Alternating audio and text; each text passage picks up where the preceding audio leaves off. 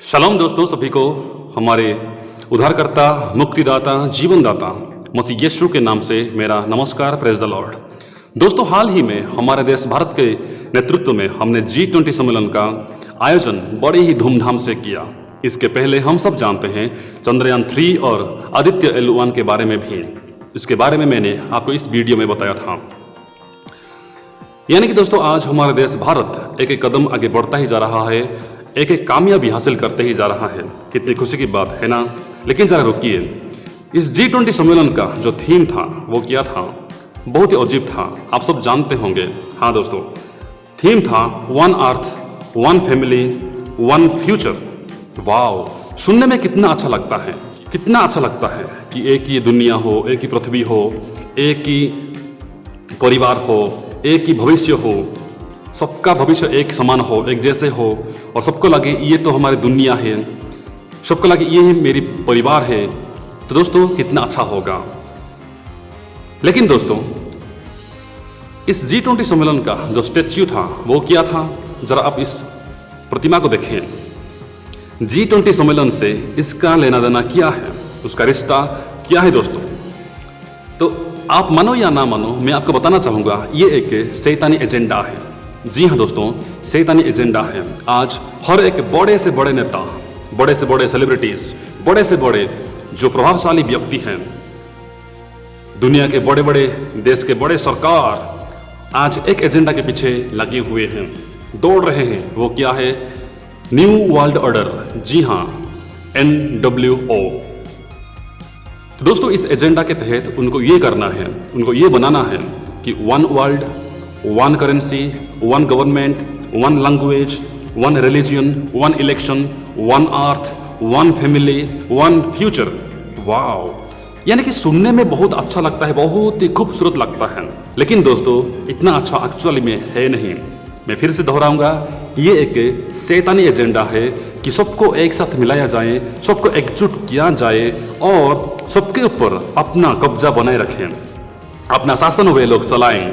एक ही शासक हो, यानी कि एक सरकार हम देखते हैं, एक ही शासक होना चाहिए, एक ही धर्म होना चाहिए, एक ही भाषा होना चाहिए, एक ही पृथ्वी होना चाहिए, एक ही करेंसी होना चाहिए। दोस्तों, आज हम लोग एक एक के पीछे पड़े हुए हैं। जी हाँ, एक एक के पीछे हम लोग पागल है, दुनिया पागल है। लेकिन जरा बाइबल से हम देखेंगे कि बाइबल हमें क्या बताती है, परमेश्वर हमें इसके बारे में क्या बताते हैं। दोस्तों, उत्पत्ति अध्याय 1 वचन 28 में इस प्रकार लिखा गया, और परमेश्वर ने उनको आशीष दी। यानी कि आदम और हवा को परमेश्वर ने आशीष दी और उनसे कहा, फूलो फलो और पृथ्वी में भर जाओ और उसको अपने वश में कर लो, और समुद्र की मछलियों तथा आकाश के पक्षियों और पृथ्वी पर रेंगने वाले सब जंतुओं पर अधिकार रखो। जी हाँ, आदम और हवा को परमेश्वर आशीष दी और कहा, फूलो फलो, बढ़ो और सारे पृथ्वी में फैल जाओ।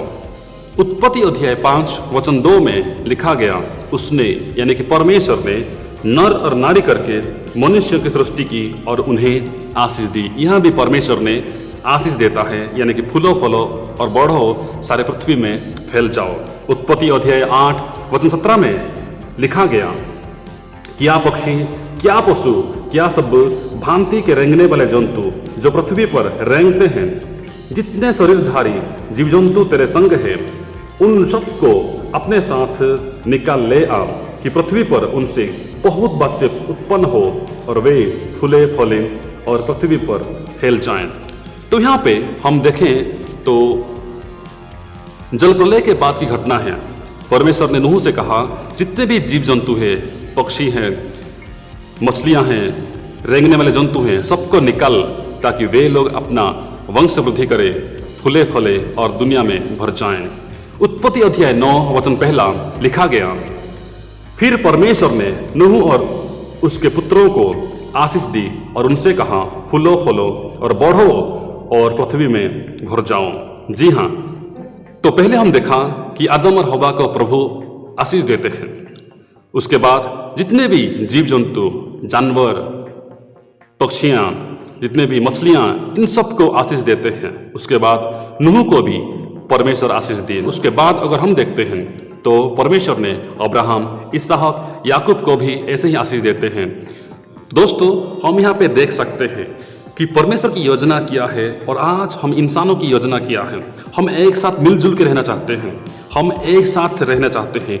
एक ही धर्म हो, एक ही भाषा हो, एक ही सरकार हो, एक ही शासक हो, एक ही भविष्य हो, एक ही परिवार हो, लेकिन परमेश्वर चाहते हैं कि हम सारे पृथ्वी में फैल जाएं और सारे पृथ्वी में हम रहें और सारे पृथ्वी में जो भी हमें आशीष मिलता है उसे हम पाएं।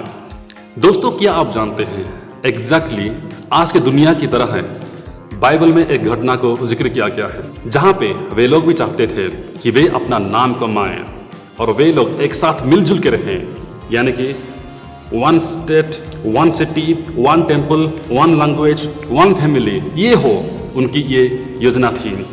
उत्पत्ति अध्याय 11 वचन 1 से 9 जब हम पढ़ते हैं तो हमें इसके बारे में देखने के लिए मिलता है। उन्होंने कहा, आओ हम एक नगर और एक गुम्मट को बना लें जिसकी चोटी आकाश से बातें करें, इस प्रकार से हम अपना नाम करें, ऐसा ना हो कि हमको सारी पृथ्वी पर फैलना पड़े। जी हाँ, बिल्कुल यही दोस्तों कि प्रभु परमेश्वर ने सृष्टिकर्ता क्या कहा कि फूलो फूलो और बढ़ो और सारी पृथ्वी में फैल जाओ। लेकिन दोस्तों, ये लोग कहते हैं कि हम एक साथ मिलजुल के रहें, कहीं ऐसा ना हो कि हमें दुनिया भर में फैलना पड़े, यानी कि बिल्कुल परमेश्वर की इच्छा के खिलाफ था, परमेश्वर की योजना के खिलाफ था इनकी योजना। दोस्तों, जब हम पढ़ते हैं उत्पत्ति 10 और उत्पत्ति अध्याय 11, हमें लगता है दोनों में कुछ तो गड़बड़ी है, क्योंकि टोटल ये अलग अलग लगते हैं। लेकिन दोस्तों, मैं आपको बताना चाहूँगा बाइबल का कोई वचन से कभी भी विरोध नहीं है, खिलाफ नहीं है। वो कॉन्ट्राडिक्ट कभी भी नहीं करते हैं, परंतु कॉम्प्लीमेंट करते हैं। उत्पत्ति अध्याय 10 हमें लोगों को सारी पृथ्वी के ऊपर फैलने के बारे में बताती है, जबकि उत्पत्ति अध्याय 11 हमें बताती है कि लोग क्यों, जी हाँ, क्यों तितर बितर किए गए, लोगों को क्यों सारी दुनिया में फैला दिया गया। उत्पत्ति अध्याय 10 आमतौर पर राज्यों के फैलाव का वर्णन करती है, जबकि उत्पत्ति अध्याय 11 हमें उस फैलाव का विवरण करीब से बताती है, यानी कि क्लियरली बताती है। उत्पत्ति अध्याय 10 और उत्पत्ति अध्याय 11 एक दूसरे का खंडन नहीं करते, एक दूसरे का विरोध नहीं करते, खिलाफ में नहीं है, बल्कि वे एक दूसरे के पूरक है। जी हाँ, वे एक दूसरे के पूरक है। उत्पत्ति अध्याय 11 1 से 9 हमें बताता है कि ये सिनार बेबीलोन में है, जहाँ एक भाषा गड़बड़ हो गई, भाषा में फूट डाल दी गई और लोग पूरी पृथ्वी पर फैल गए, तितर बितर हो गए।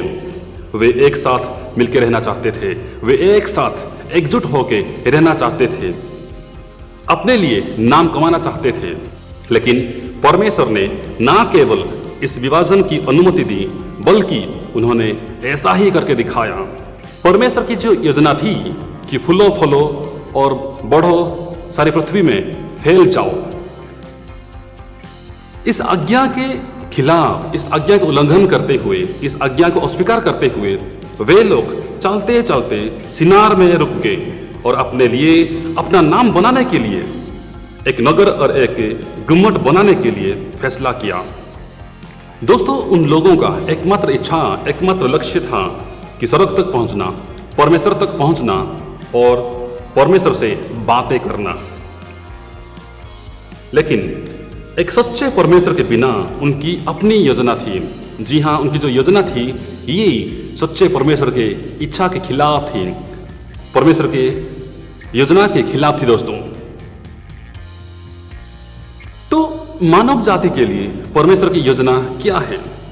दोस्तों, परमेश्वर उनकी भाषा में गड़बड़ी करके, फूट डाल के उन्हें पूरी पृथ्वी में फैलाकर तितर बितर करके इसका जवाब दे दिया, इसका प्रतिक्रिया दे दिया कि परमेश्वर क्या हमसे उम्मीद करते हैं, परमेश्वर हमसे क्या चाहते हैं।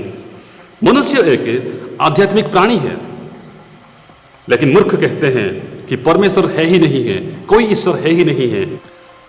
जैसे ये लोग परमेश्वर को छोड़ के, परमेश्वर को बिना पूछे अपना काम शुरू किए थे, अपनी मनमानी कर रहे थे।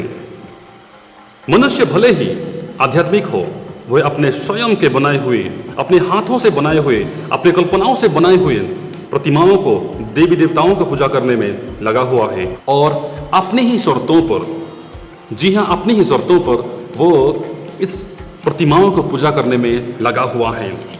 मनुष्य या इंसान स्वयं को, अपने को आगे बढ़ाने की स्वाभाविक इच्छा हमेशा ही करते रहता है। स्वयं को परमेश्वर से ऊपर रखने की इच्छा हमेशा करता है। परिणाम स्वरूप हम सब जानते हैं लूसीफर के बारे में। लूसीफर के बारे में हम सब जानते हैं, उसे नीचे फेंक दिया गया।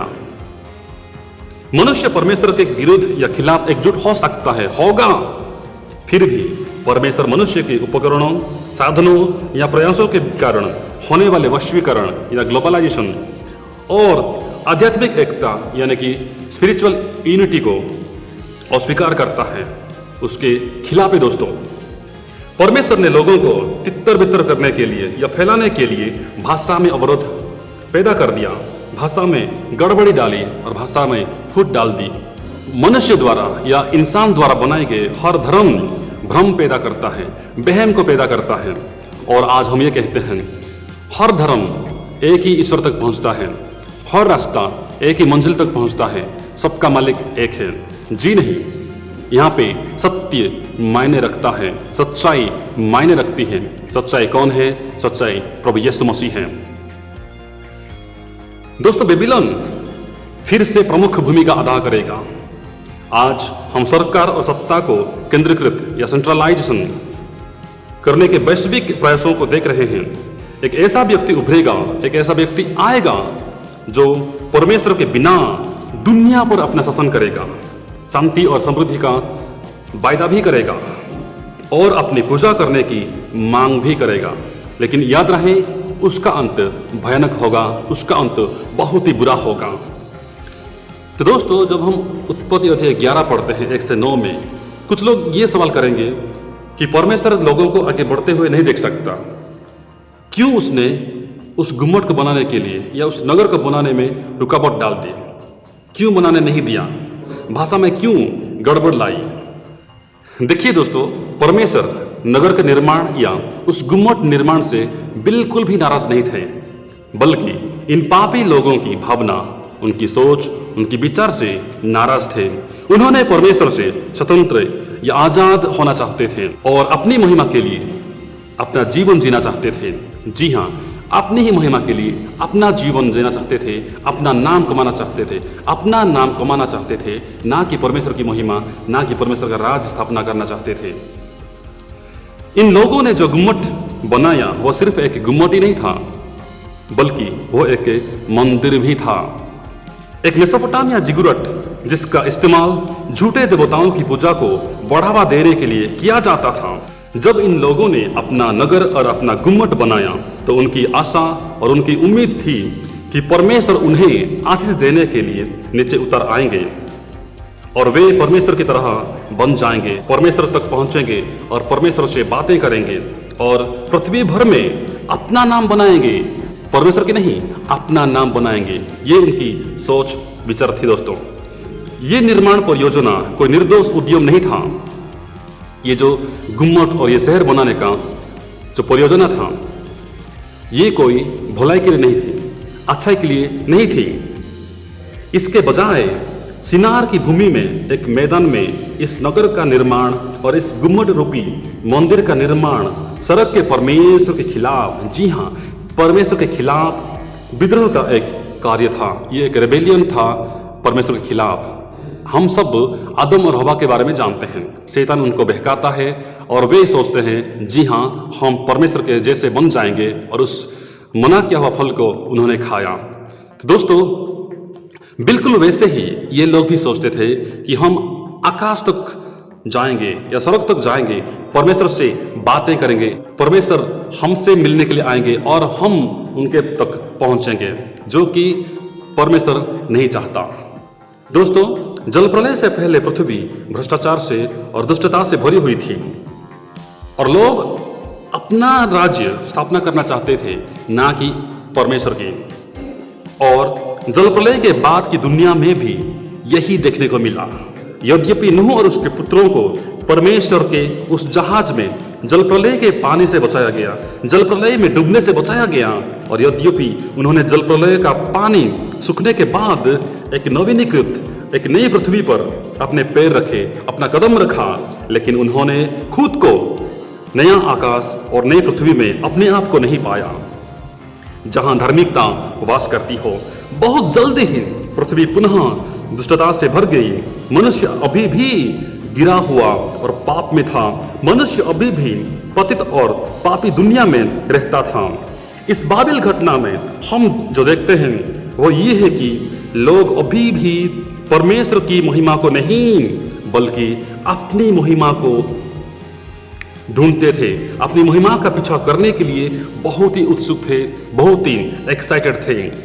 वे स्वयं ये निर्णय लेने के लिए या फैसला करने के लिए उत्सुक थे कि वे कैसे पूजा करना चाहते हैं और कैसे अपना जीवन जीना चाहते हैं। वे परमेश्वर की इच्छा, परमेश्वर की क्या मर्जी उसको जानना कभी भी पसंद नहीं किया। वे अपनी मनमानी करना शुरू कर दिए थे। वे लोग एक नगर और एक गुम्मट का निर्माण कर रहे हैं, ना कि परमेश्वर के नियंत्रण में और उनके राज्य को आगे बढ़ाने के लिए, बल्कि वे अपना खुद का एक राज्य स्थापित करने की कोशिश कर रहे हैं। तो ये सब देखने के बाद परमेश्वर बहुत अप्रसन्न होते हैं, नाखुश होते हैं, नाराज हो जाते हैं।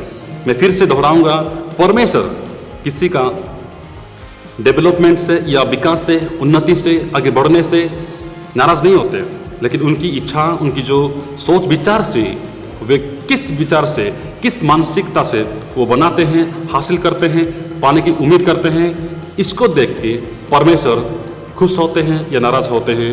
दोस्तों, जब हम देखते हैं अध्याय 11 वचन 1 से 3 में, तो लोग एक साथ मिलकर एकजुट होकर रहना चाहते थे। एक ही भाषा, एक ही बोली थी। जी हाँ, यानी कि वन लैंग्वेज वन स्पीच थी। जब हम अध्याय 11 का वचन 4 में पढ़ते हैं, फिर उन्होंने कहा, आओ हम एक नगर और एक गुम्मट बना लें जिसकी चोटी आकाश से बातें करे। इस प्रकार से हम अपना नाम करें, इस प्रकार से हम अपना नाम करें। ऐसा ना हो कि हमको सारी पृथ्वी पर फैलना पड़े। यहां पे दोस्तों हम दो शब्दों को ध्यान देंगे, केंद्र करेंगे। देखिए, हम और अपना नाम करें, ये दोनों शब्द बहुत ही महत्वपूर्ण है। ये लोग बहुत ही महत्वाकांक्षी थे, यानी कि बहुत ही एम्बिशियस थे। एम्बिशियस होना कोई बुरी बात तो नहीं है। किसी को कुछ पाना, कुछ हासिल करना, कुछ बना के दिखाना, इसमें तो कोई बुराई नहीं है। इस एम्बिशन में कोई तो बुराई नहीं है। एम्बिशन का मतलब क्या है? कुछ हासिल करने की प्रबल इच्छा। जी हाँ, ये तो बुरी नहीं है, ये तो इसमें तो कोई गलत नहीं है। लेकिन दोस्तों, होली एम्बिशन और अनहोली एम्बिशन में फर्क है। जी हाँ, पवित्र महत्वाकांक्षा और अपवित्र महत्वाकांक्षा में बहुत ही अंतर है, बहुत ही फर्क है। तो इन लोगों का जो एम्बिशन था वो होली बिल्कुल भी नहीं था, ये अनहोली एम्बिशन था। इस घटना में हम वही देखते हैं। इन लोगों के पास एक प्रकार की बुद्धि थी, ज्ञान था, परंतु ये बुद्धि, ये ज्ञान ऊपर से अर्थात परमेश्वर से आई हुई नहीं थी। ये स्वर्गीय ज्ञान नहीं था। वे लोग परमेश्वर के शासन और उनके वचनों के प्रति समर्पण में नहीं रहना चाहते थे, बल्कि वे अपनी स्वयं शासन या ऑटोनॉमी को स्थापित करना चाहते थे। और उनकी महत्वाकांक्षा, उनकी एम्बिशन हालांकि बहुत बड़ी थी, आकार में, साइज में बहुत ही बड़ी थी, लेकिन स्वार्थी महत्वाकांक्षा थी। उनका जो विजडम, नॉलेज और एम्बिशन अच्छी और ईश्वरीय नहीं थे, बल्कि सांसारिक, शारीरिक और शैतानी थे। अगर हम पढ़ेंगे याकूब की पत्री अध्याय 3 वचन 13 से 16 तक, हम देखते हैं वहाँ पे बुद्धि, ज्ञान होना तो जरूरी है, लेकिन वो बुद्धि कहाँ से है वो भी हमें देखना पड़ेगा। क्या वो सांसारिक है, क्या वो शारीरिक है, क्या वो शैतानी है? हाँ दोस्तों, तो इनकी जो बुद्धि, इनका जो ज्ञान था वो परमेश्वर से नहीं था, बल्कि शैतानी था, सांसारिक, शारीरिक था दोस्तों। तो इसमें कोई भी अचंभा की बात नहीं है। जब हमारा एम्बिशन ही शैतानी हो, हमारा ज्ञान ही शैतानी हो, तो हम जो काम करेंगे उसका नतीजा, उसका परिणाम भी शैतानी ही होगा, उसका नतीजा भी घिनौना ही होगा, अव्यवस्थित होगा। जी हाँ दोस्तों, बिल्कुल वैसे ही यहाँ पे हुआ। उनका काम, उनका ज्ञान, उनका सब कुछ, उनका सोच विचार ये शैतानी था, परमेश्वर से आया हुआ नहीं था। दोस्तों, उनका जो मकसद था अपना ही नाम कमाना, अपनी महिमा। इसका मतलब ये है कि उनका लक्ष्य आगे बढ़ना और अपना नाम स्थापित करना था। इस संदर्भ में उनकी खोज स्वर्गीय परमेश्वर के बीच अपना नाम स्थापित करना था, अपने को परमेश्वर के बीच में रखना था। इन शुरुआती बेबीलोनियों ने इस उम्मीद के साथ अपना गुम्मट बनाया था कि ये स्वर्ग की सीढ़ी की तरह काम करेगा। जी हाँ, ये लोग ये सोच के इस काम का शुरुआत किए थे कि ये एक सीढ़ी या एक स्टेयरवे की तरह काम करेगा कि ये लोग परमेश्वर तक जाएंगे और परमेश्वर भी इनके तक पहुंचेंगे। ये इनकी इच्छा थी। जब हम वचन 5 पढ़ते हैं तो लिखा गया, जब लोग नगर और गुम्मट बनाने लगे तब उन्हें देखने के लिए यहोवा उतर आया। तो जब इन्होंने उस गुम्मट और इस नगर का बनाना शुरू किया तो परमेश्वर उसको देखने के लिए उतर आया। ये एक हास्यास्पद लगता है कि हम सोचते हैं, हम क्या सोचते हैं कि हम कितने बड़े बड़े बिल्डिंग्स बनाते हैं, कितने बड़े बड़े इमारतें बनाते हैं, स्काई स्क्रैपर्स बनाते हैं, गगनचुंबी इमारतें बनाते हैं, बड़े ही बड़े ब्रिजेस बनाते हैं, बहुत कुछ बड़े बड़े बनाते हैं। लेकिन ये सब परमेश्वर के सामने कुछ भी नहीं है। तो हम क्या सोचते हैं? हम सोचते हैं कि हम इतने बड़े हैं, हम शक्तिशाली हैं, इतने बुद्धिमान हैं और रचनात्मक हैं, इतने स्वतंत्र और सर्वोच्च हैं। लेकिन दोस्तों, अगर हम अपनी तुलना उस परमेश्वर से करें जिसने हमें बनाया है तो हम स्पष्ट रूप से देखेंगे कि हम कितने छोटे और कितने महत्वहीन हैं। So small and so insignificant. जी हाँ दोस्तों, वचन 6 में लिखा गया, और यहोवा ने कहा, मैं क्या देखता हूं कि सब एक ही दल के हैं और भाषा भी उन सब की एक ही है, और उन्होंने ऐसा ही काम भी आरंभ किया है, और अब जो कुछ वे करने का यत्न करेंगे उसमें से कुछ भी उनके लिए अनहोना ना होगा। तो प्रभु ने देखा कि उनकी भाषा, उनकी बोली एक ही है और वे लोग एक ही दल के हैं। अब वो लोग जो भी करने के लिए यत्न करेंगे, जो भी करने के लिए कोशिश करेंगे, वो उनके लिए अनहोना नहीं होगा, वो लोग कर सकेंगे। तो ये एक समस्या है दोस्तों, इसलिए नहीं कि ईश्वर प्रगति से या डेवलपमेंट से विरोध करता है, बल्कि इसलिए कि वह अपनी दया से ईश्वर विहीन प्रगति का विरोध करता है। जी हाँ, अपनी इच्छा से, अपनी मर्जी से जो काम हम करते हैं परमेश्वर से बिना पूछे, उस प्रगति का परमेश्वर विरोध करता है, उसके खिलाफ है परमेश्वर। वह परमेश्वर के विहीन प्रगति का विरोधी है, क्योंकि ये ना तो उसकी महिमा के लिए होता है और ना ही हमारी भलाई के लिए होता है।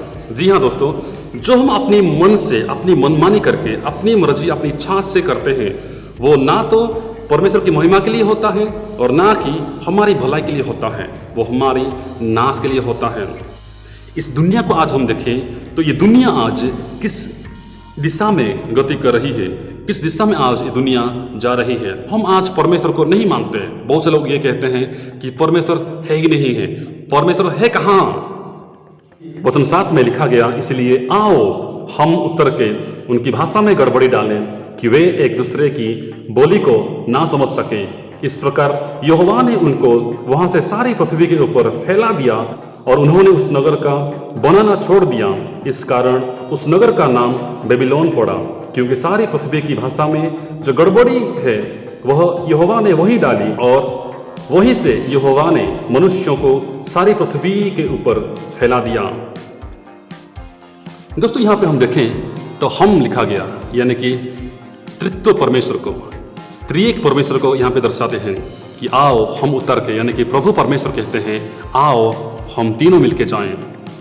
तो उनकी भाषा को गड़बड़ करने का मतलब है कि परमेश्वर ने उन लोगों को जो तब एकजुट थे और एक भाषा बोलते थे, कई भाषाएं बोलने के लिए मजबूर किया, और इस प्रकार वे विभाजित हो गए, तितर बितर हो गए।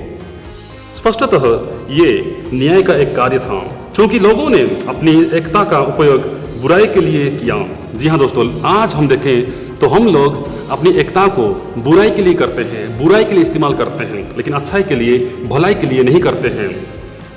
अब वे अपना नगर और गुम्मट बनाने के लिए वार्तालाप करने में सक्षम नहीं थे। वो लोग कोई किसी का भाषा नहीं समझ पा रहे थे और वे तितर बितर हो गए, उनको तितर बितर होना पड़ा।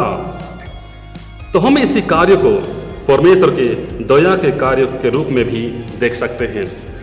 तो दोस्तों, दुनिया में कितने ही अच्छे अच्छे जगह हैं, कितने अच्छे स्थान हैं, उसको वे लोग ना देख के एक ही जगह में बसने के लिए कोशिश कर रहे थे। लेकिन परमेश्वर की योजना हम जानते हैं कि फूलो फलो, पृथ्वी में भर जाओ और बढ़ो, ये इच्छा परमेश्वर की थी। इसलिए परमेश्वर ने वहाँ पे भाषा में गड़बड़ी करके उन लोगों को सारी दुनिया में फैला दिया, तितर बितर कर दिया। तो यहाँ पे परमेश्वर लोगों के साथ कुछ बुराई नहीं करता, उनके खिलाफ नहीं है, बल्कि परमेश्वर चाहता था कि लोग सारी दुनिया में फैल जाए और सारी दुनिया में जो आशीष हैं, जो अच्छे अच्छे जगह है, उसका उपभोग वे करें।